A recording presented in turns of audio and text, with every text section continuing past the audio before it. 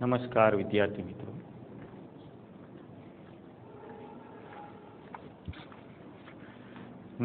વિદ્યાર્થી મિત્રો.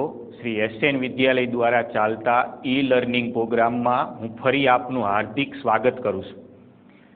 ધોરણ 11-12 કોમર્સના ગુજરાતી વિષયમાં ગયા પીરિયડની અંદર આપણે વિભાગ ઈના પ્રશ્નમાં અરજી લેખન વિશે ભણી રહ્યા હતા, જેમાં આપણે અરજી લેખનના 3 મુદ્દાની ચર્ચા કરી હતી. ત્યારે આ જ રીતે આપણે પેપરનું જે પેજ ત્યાંથી શરૂઆત કરી અને વાત કરી હતી,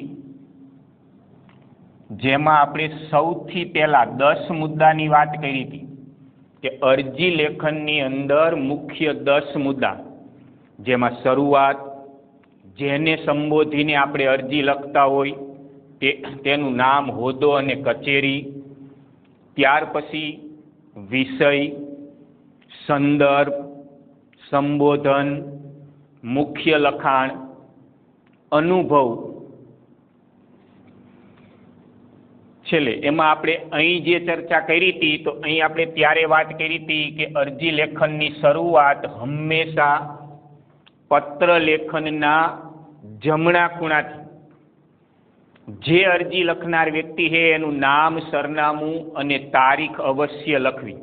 આની ચર્ચા આપણે ગયા પિરિયડમાં કરી ચૂક્યા. ત્યાર પછી બીજો મુદ્દો હતો આપણે જેને સંબોધીને અરજી લખવાની હોય તેનું નામ, હોદ્દો અને કચેરી, જેને આપણે અહીં ગયા પિરિયડની અંદર સમજી ચૂક્યા. ત્યાર પછી ત્રીજો મુદ્દો હતો આપણે વિષય, જેમાં આપણે કીધું હતું કે ઉચ્ચતર માધ્યમિક વિભાગના ગુજરાતી વિષયના શિક્ષકની ભરતી બાબતે. આ 3 બાબતની ચર્ચા આપણે ગયા પિરિયડમાં કરી ચૂક્યા. હવે અત્યારે જે આપણે ચોથો મુદ્દો, તો એમાં આપણે આપ્યું હતું ચોથો મુદ્દો એટલે સંદર્ભ.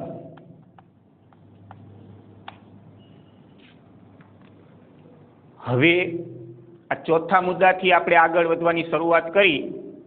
સંદર્ભ એટલે એક વ્યવસ્થિત રીતે અહીં જ્યાં આપણે વિષય લખ્યો એ જ જગ્યાએ એની નીચે સંદર્ભ આપવાનો હોય છે. જ્યાં અહીં આપણે જોઈ તો સંદર્ભ, જ્યારે આપણે અરજી લેખનની શરૂઆત કરી ત્યારે અહીં નામ, સરનામું અને નીચે તારીખ આપી હતી. જે તારીખ આપણે મતલબ જે દિવસે અરજી લેખન કરતા હોય એ જ દિવસની તારીખ અહીં આપણે જોવા જઈએ તો 2/10/2020 એ દિવસે આપણે અરજી લેખનની શરૂઆત કરી હતી, કાં તો એક દિવસ અગાઉની.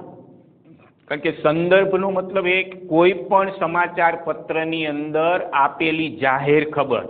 અહીં આપણે ભરતીની અરજી અત્યારે ભણી રહ્યા છીએ તો કોઈ પણ સરકારી કચેરીની ભરતી હોય એની સરકાર દ્વારા પહેલા જાહેરાત કરવામાં આવી. જેમ અત્યારના ઓલામાં જોવા જઈએ આપણે તો ઓનલાઈન ફોર્મ ભરતા હોય, કોઈ પણ નોકરી માટેની અરજી હોય તો એની ઓનલાઈન ફોર્મ ભરી તો એ સરકાર નક્કી કરે કે ભાઈ આ તારીખે જાહેરાત મૂકી, ત્યાર પછી 15 દિવસ કે 20 દિવસની અંદર આપણે ફોર્મ ભરી દેવાનું હોય. એમ એ જ રીતે અહીં જે દિવસે આપણે અરજી, કારણ એ કે જો અરજી લેખન આપણે જે દિવસે કરી અને હજી 3-4 દિવસ પછી જાહેર ખબર આવવાની છે તો એ અરજી લેખન થાય નહીં. જાહેરાત આવી ગઈ હોય એના અનુસંધાને, એટલે કાં તો એક દિવસ પહેલા અથવા જે દિવસે જાહેર ખબર આવી આપણે જે દિવસે અરજી લખી એ દિવસે અહીં તારીખ 2/10/2020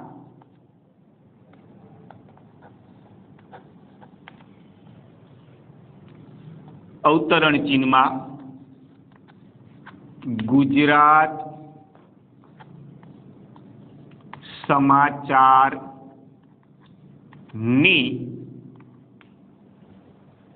ટૂંકમાં આપી દઈશું જાહેર ખબર અનુસંધાને, એ વચ્ચે નિશાન. એક આમ જોવા જાવ ને તો યાદ રાખ્યા જેવું જ વાક્ય દરેક એપ્લિકેશન અરજી લેખન આપણે કરી એની અંદર નોકરી માટેની જ્યારે અરજી લેખન કરતા હોય ત્યારે બસ સંદર્ભ આ જ સ્થિતિ, ફક્ત એક તારીખ. આપણે આ વર્ષે જોવા જઈએ કદાચ તો મે મહિનાની અંદર પરીક્ષા આવી. હવે મે મહિનાની પરીક્ષા જે દિવસે આપણે પેપર લખતા હોય તો ત્યાં ઈ દિવસની તારીખ, અહીં આપણે ઈ દિવસની તારીખ લખીએ એટલે અહીંયા ઈ તારીખ, અથવા એક દિવસ અગાઉની. બાકીનું એમ નામ સેમ સંદર્ભની અંદર કે તારીખ 2/10/2020 ગુજરાત સમાચારની જાહેર ખબર અનુસંધાને. આ આપણો ચોથો મુદ્દો, સંદર્ભ. કારણ કે નોકરી માટેની કોઈ પણ અરજી હોય એની જાહેરાત થાય ત્યાર પછી જ અરજી આપણે કરી શકીએ.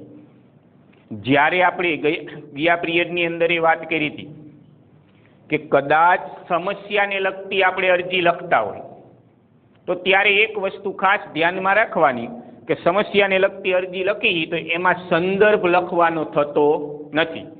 એ આપણા વિસ્તારની જે કાંઈ મુશ્કેલી હોય એની સીધી સમસ્યા એ આપણે જે વિભાગને અનુસંધાને આવતું હોય એમાં વર્ણવાની હોય.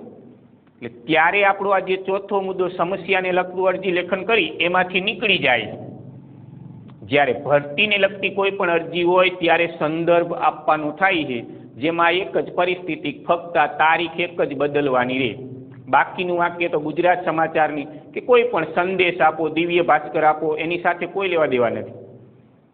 કોઈ પણ એક ન્યૂઝપેપરની અંદર આવેલી જાહેર ખબર, બસ એના અનુસંધાને અહીં આપણે કદાચ 5 દિવસ પછી તો એ 5 દિવસ પછીની તારીખ આપવાની હોય છે.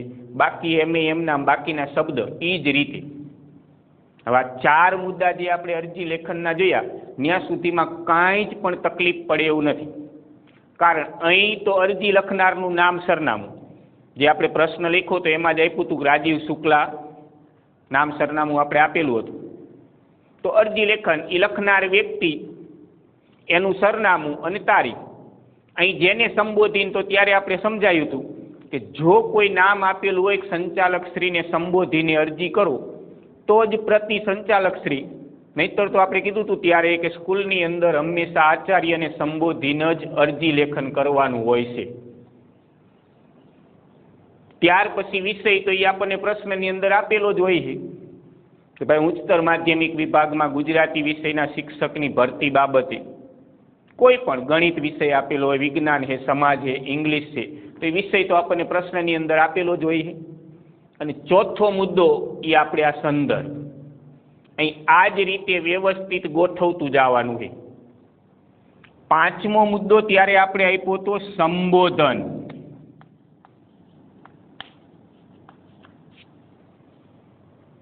જે અરજી લેખન આપણે કરી રહ્યા છીએ બસ એનું સંબોધન, અહીં સંદર્ભ લખો ત્યાં જ અહીં સેજ જગ્યા છોડી જે મુખ્ય લખવાનું છે એની ઉપર તો અહીં આપણે આપીએ કે માનનીય સાહેબ શ્રી. આ સંબોધન જેને આપણે અરજી લેખન કરી રહ્યા આચાર્ય શ્રીને, બસ એને સંબોધી અને પછી જ મુખ્ય લખાણ તરફ આગળ વધવાનું. અહીં અરજી લેખનના મુખ્ય લખાણ તરફ જોઈએ આપણે તો સીધું સેજ પેરેગ્રાફ છોડી જય ભારત સાથ જણાવવાનું કે, આ બેઠું વાક્ય. મુખ્ય લખાણની શરૂઆત કરી તો સીધું જય ભારત સાથ જણાવવાનું કે, ત્યાર પછી કાંઈ કરવાનું રહેતું નથી. અહીં જય ભારત સાથ જણાવવાનું કે પછી સીધો જ પેલા સંદર્ભ આમ નીચેથી ઉપર હાલવાનું. મુખ્ય લખાણની અંદર આપણે શરૂઆત કરી તો જય ભારત સાથ જણાવવાનું કે પછી સીધો સંદર્ભને લઈ લેવાનું. તારીખ 2/10/2020 અહીં આપણે આપેલું જ છે ગુજરાત સમાચારની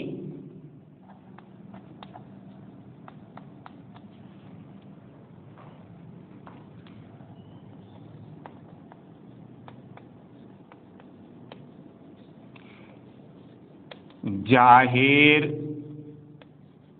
ખબર અનુસંધાને આખો સંદર્ભ જય ભારત સાથ જણાવવાનું કે તારીખ 2/10/2020 ગુજરાત સમાચારની જાહેર ખબર અનુસંધાને પછી ફક્ત એક જ શબ્દ આમ જોવા જાવ ને તો આપણે ઉમેરવાનું રહે કે આપની સંસ્થામાં આપની સંસ્થાના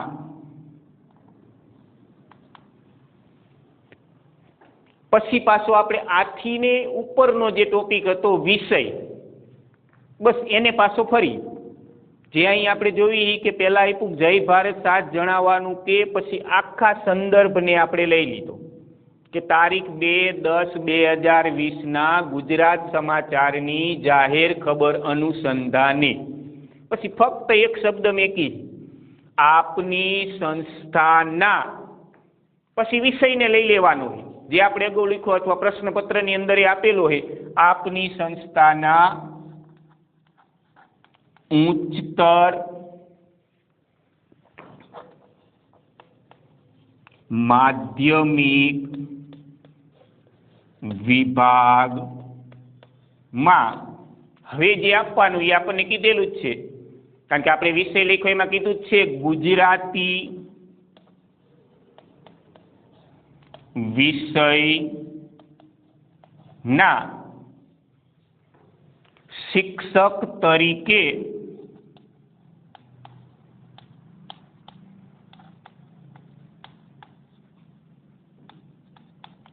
મારી ઉમેદવારી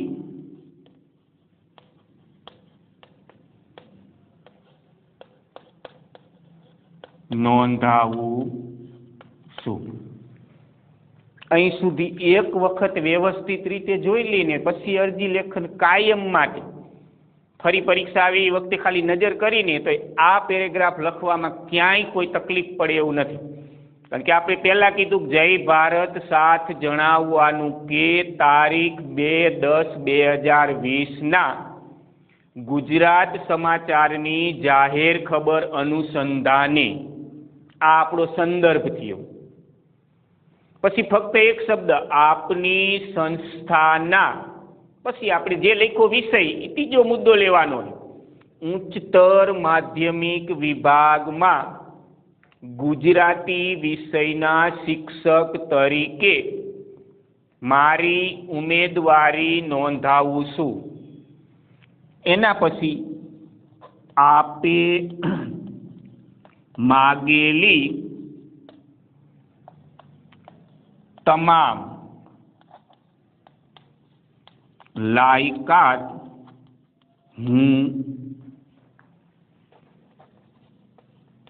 ધરાવું છું. મારી વ્યક્તિગત માહિતી નીચે મુજબ છે. આ આપણા મુખ્ય લખાણનો પહેલો પેરેગ્રાફ પૂરો, જેમાં ફક્ત એક કે બે જ વાક્ય ને એક કે બે વખત વ્યવસ્થિત રીતે જોઈ લઈને એટલે ક્યાંય તકલીફ પડે એવું નથી કે અહીં જે આપણે આપ્યું આ પહેલું વાક્ય એક ધારું એમના મોટા ભાગના અરજી લેખન તમે સમસ્યાની અરજી લખો તોય શરૂઆત આપણે અહીંયાથી જ કરી જય ભારત સાથ જણાવવાનું કે અહીંથી જ આપણે શરૂઆત કરી. ત્યાર પછી આપણે કીધું એમ કે તારીખ પછી આપણે સીધો સંદર્ભને લેવાનો થાય. તારીખ 2/10/2020 ગુજરાત સમાચારની જાહેર ખબર અનુસંધાને અહીં સુધી આપણો આ ચોથો મુદ્દો છે જે સંદર્ભ એને લેવાનો. ફક્ત એક શબ્દ આપની સંસ્થાના એક શબ્દ ઉમેરી પછી એથી ઉપરનો આપણો ત્રીજો મુદ્દો હતો વિષય જે અહીં આપણે આકૃતિ જોઈ તો આ શરૂઆત જેને સંબોધી અને આ આપણો વિષય તો એ વિષયને સંબોધી પાછું આપવાનું છે.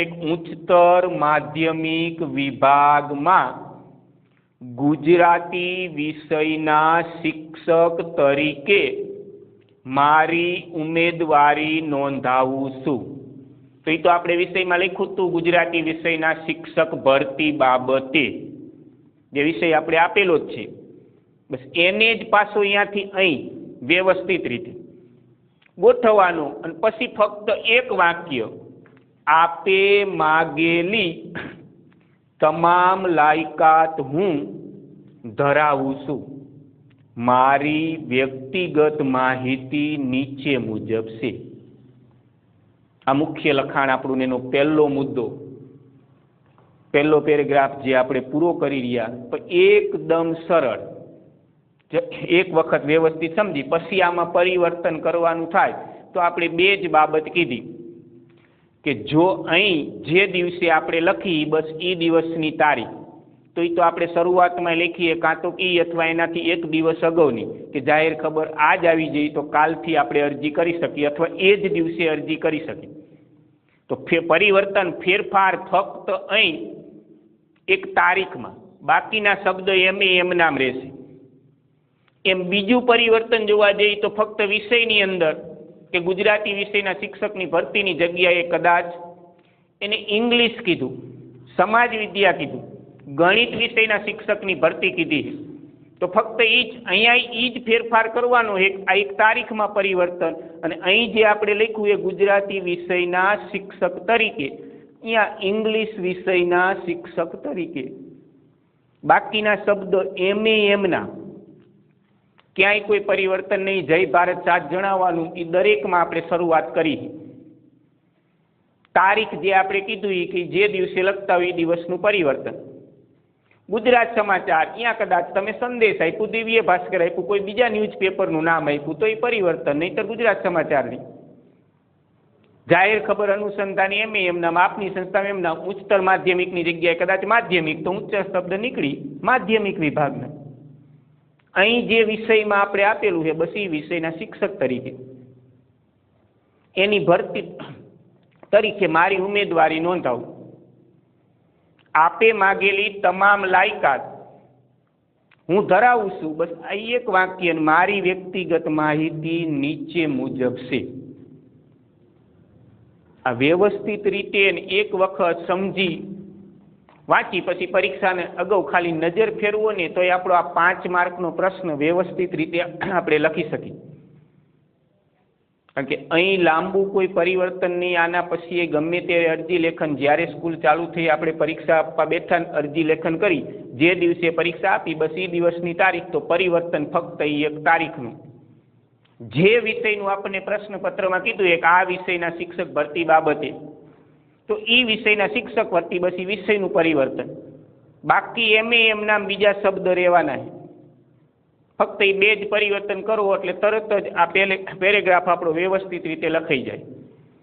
હવે જે આપણે નીચે કીધું એક મારી વ્યક્તિગત માહિતી નીચે મુજબ છે, તો મુખ્ય લખાણની અંદર આપણી જે વ્યક્તિગત માહિતી બસ એને આપવાની.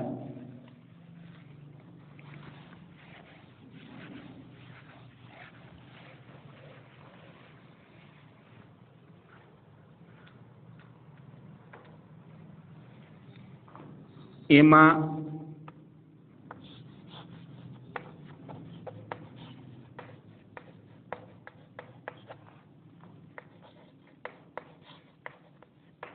વ્યક્તિગત માહિતી, નામ, એની નીચે આપી દેવાનું સરનામું, જન્મ તારીખ, જ્ઞાતિ, જાતિ, માતૃભાષા અને રાષ્ટ્રીયતા.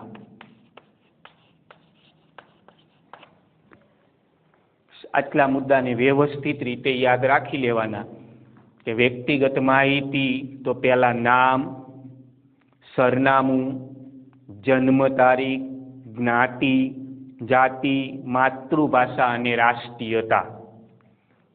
હવે અહીં આપણે જ્યારે શરૂઆત ત્યારે પાછી એક ધ્યાન ખાસ રાખવાની, વિદ્યાર્થીઓની ક્યારેક થતી ભૂલ, એ તમને અત્યારથી ચેતવણી કે અહીં જ્યારે આપણે અરજી લેખનની શરૂઆત કરી, જે પ્રશ્ન આપણને પૂછ્યો તો એમાં રાજીવ શુક્લા આ નામથી અરજી લેખન આપણને કીધું હતું કે રાજીવ શુક્લા અમદાવાદથી જે અરજી લખે છે તો એ રાજીવ શુક્લા.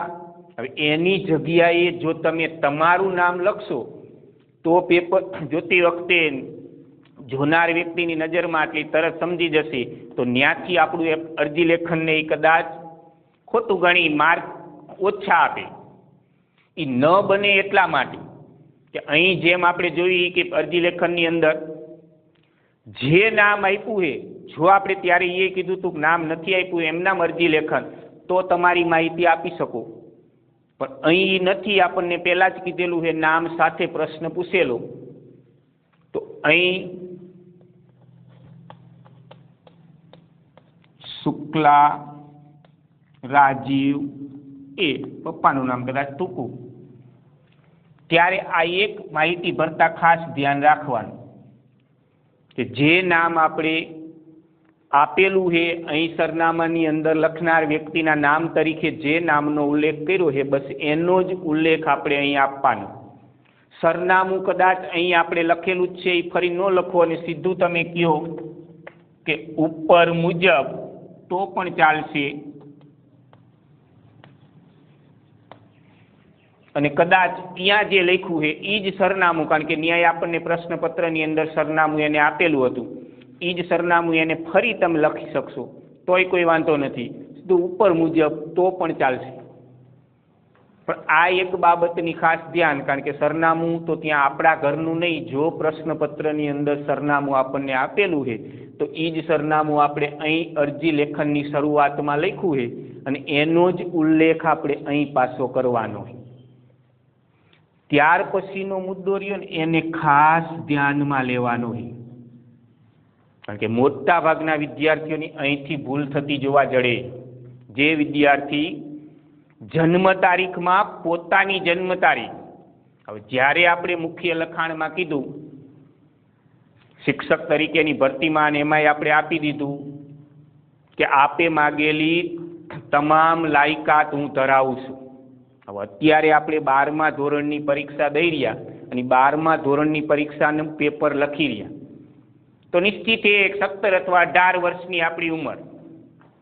અહીં શિક્ષક તરીકેની આપણે અરજી કરી રહ્યા છીએ તો ત્યારે નિશ્ચિત એ તમે 12 પાસ કર્યું, 3 વર્ષ કોલેજ, 2 વર્ષ માસ્ટર ડિગ્રી અને ત્યાર પછી બીએડ અથવા બીએડ પછી માસ્ટર ડિગ્રી, પણ ત્યાં સુધીનું શિક્ષણ આપણું પૂરું થઈ ચૂક્યું ત્યાર પછી આપણે શિક્ષક તરીકેની લાયકાત ધરાવતા કહેવાય. એ આપણે પહેલા જ મુખ્ય લખાણમાં કહી દીધું કે આપે માગેલી તમામ લાયકાત હું ધરાવું છું. એના અનુસંધાને તો અહીં જો તમારી જન્મ તારીખ લખવાની થાય ત્યારે તકલીફ થઈ પડી, કારણ કે 18 વર્ષની ઉંમરે બીએડ સુધીનું શિક્ષણ શક્ય નથી. એટલા માટે અહીં જ્યારે જન્મ તારીખ લખો ને એમાં ખાસ યાદ રાખવાનું 7/6, પણ અહીં ઈસવીસન 1992, 91, 92, 93 ની આજુબાજુ આ ઈસવીસનને ખાસ યાદ રાખવાનું. 1-2 વર્ષના ફેરફારમાં વાંધો નહીં આવે, 91 લખશો તો વાંધો નહીં, 92 અથવા 93 સુધી લખી શકશો તમે કે 94, પણ તમારી ખુદની જન્મ તારીખ નહીં. તારીખ અને મહિનો એ બેમાં કદાચ આવશે તો કંઈ ફેર પડશે નહીં, પણ ઈસવીસનમાં ખાસ ધ્યાન રાખવાની છે, કારણ કે હજી આના પછી આપણે નીચે જે મુખ્ય લખાણ એની અંદર તો આપણી શૈક્ષણિક માહિતી આપવાની છે. ક્યારે કયું વર્ષ, મતલબ એસએસસી કયા વર્ષે આપણે પાસ કર્યું, 12મું ધોરણ, એચએસસી કયા વર્ષે પાસ કર્યું, ગ્રેજ્યુએટ કયા વર્ષની અંદરથી આપણે માસ્ટર ડિગ્રી એમએ કયા વર્ષમાં પૂરું કર્યું, છેલ્લે બીએડ કઈ યુનિવર્સિટીની અંદર કયા વિષય સાથે કયો ગૌણ વિષય, કેટલા ગુણ મેળવા, આ આપણી શૈક્ષણિક માહિતી આપણે નીચે આપવાની. હવે જો અહીં તમારી જન્મ તારીખ 2005-07 આજુબાજુમાં આપી તો 2007 અંદર તમારો જન્મ થયો હોય, તમારી જન્મ તારીખની આજુબાજુ જોઈ કે 2005, 3 હોય 2 હોય, હવે એ જન્મ તારીખના 2005. હવે જ્યારે શૈક્ષણિક માહિતી આપવા આપણે જઈ રહ્યા ત્યારે 2005માં જન્મ, તો એસએસસી એટલે 15 વર્ષે, 10મું ધોરણ આપણે 15 વર્ષની ઉંમરે પૂર્ણ કરી. 2005માં બીજા 15 નાખી તો 2020 અત્યારની ચાલતી ઈસવીસન આપણી. હજી તમે તો એસએસસી જ પાસ કર્યું. 2003માં તમારો જન્મ લખ્યો, 2 વર્ષ પાછળ, એટલે અત્યારે 12મું ગણો તો 2003માં 15 વર્ષ, 2018 પછી 12મા ધોરણની માહિતી આપશો તો અહીંયા પાછું 2020. અત્યારે આપણે 2020ની અંદર 12મું ધોરણ ભણી રહ્યા છીએ તો આપણે હજી શિક્ષક તરીકેની અરજી કરવા માટે સંપૂર્ણ લાયકાત ધરાવતા નથી. એટલે જન્મ તારીખની અંદર 1992-93ની આજુબાજુની ઈસવીસન, આ એક ખાસ મગજમાં રાખવાનું કે અહીં ભૂલ ન થાય. કદાચ ભૂલ થાય એવું લાગે તો જ્યારે આપણે શૈક્ષણિક લાયકાત આપી રહ્યા હોય ત્યારે પાછું એને વ્યવસ્થિત ફરી પાછું આવી, જ્યારે શૈક્ષણિક લાયકાત આપણે લખશું એટલે વળી પાછો તમને અહીં પાછા લાવી સમજાવીશ કે ત્યારે આપણી નાની એવી ભૂલ હશે ને તો તરત જ અનુમાન આવી જશે. એ ન થાય એટલે આને એક ખાસ અત્યારથી મગજની અંદર રાખી દેવાનું કે આપણે 1992થી માંડી 94 સુધી આજુબાજુમાં જ આપણી ઈસવીસન જન્મ તારીખની આપવાની. તારીખની જગ્યાએ 7-6ની જગ્યાએ તમે 10-6 કરશો કોઈ વાંધો નથી, 5-8 આપી કોઈ વાંધો નથી, પણ ઈસવીસનમાં ખાસ ધ્યાન રાખવાનું. જ્ઞાતિ જે આવતી હોય તમારી, અહીં આપણને આપેલું છે કે શુક્લા રાજીવે હિન્દુ,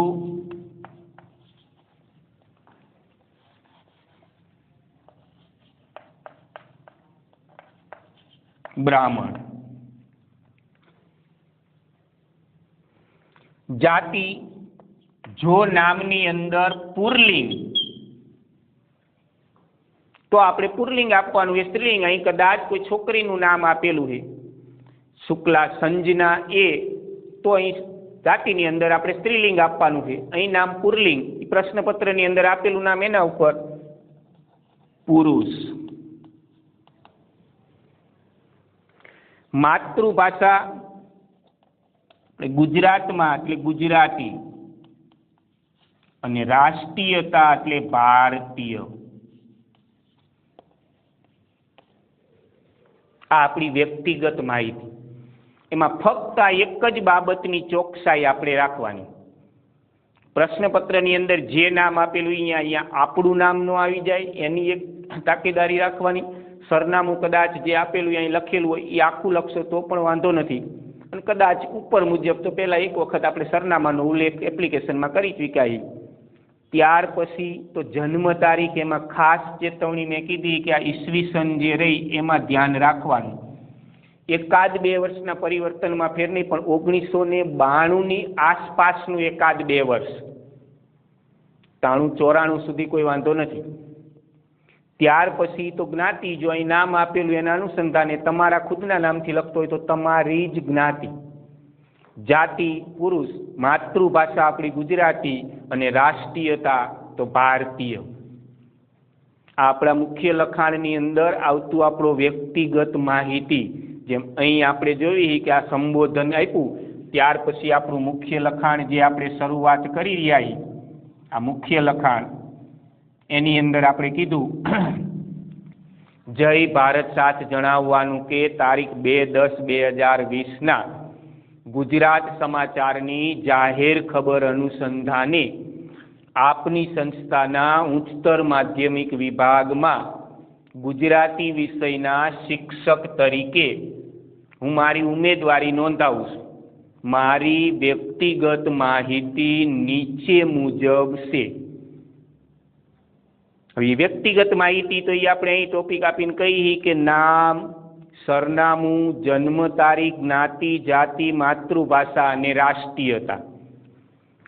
તેમાં ફક્ત આપણે એક જ બાબતનું મુખ્ય એને ધ્યાન રાખવાની કે આપણી જે જન્મ તારીખ આપણે લખી રહ્યા છીએ એમાં ઈસવીસન એ અહીં 1992 થી 1994 આજુબાજુ, 91 તોય વાંધો નથી, પણ એ વર્ષની આજુબાજુનું વર્ષ ઈસવીસનમાં રાખવું, જેના કારણે જ્યારે આપણે શૈક્ષણિક માહિતી આપવા જઈ રહ્યા હોય ત્યારે કોઈ જાતની તકલીફ આપણને પડે નહીં અને વ્યવસ્થિત રીતે આખી શૈક્ષણિક લાયકાત બીએડ સુધીનું આપણું શિક્ષણ પૂરું થઈ જાય. અને ત્યાર પછી નીચે આપણે જે 10 મુદ્દા આપ્યા એમાં એક મુદ્દો તમને કીધો તો અનુભવ. 2-3 વર્ષનો આપણે કોઈ પણ બીજી સંસ્થામાં અનુભવ છે અને એ વર્ણવી અને આખી અરજી વ્યવસ્થિત રીતે લખી શકી જેમાં કોઈ ભૂલ રહે નહીં. અહીંથી જે આપણે કીધું હવે આગળ શૈક્ષણિક માહિતી એ આપણે આવનાર પિરિયડની અંદર આપી દઈશું. નમસ્કાર.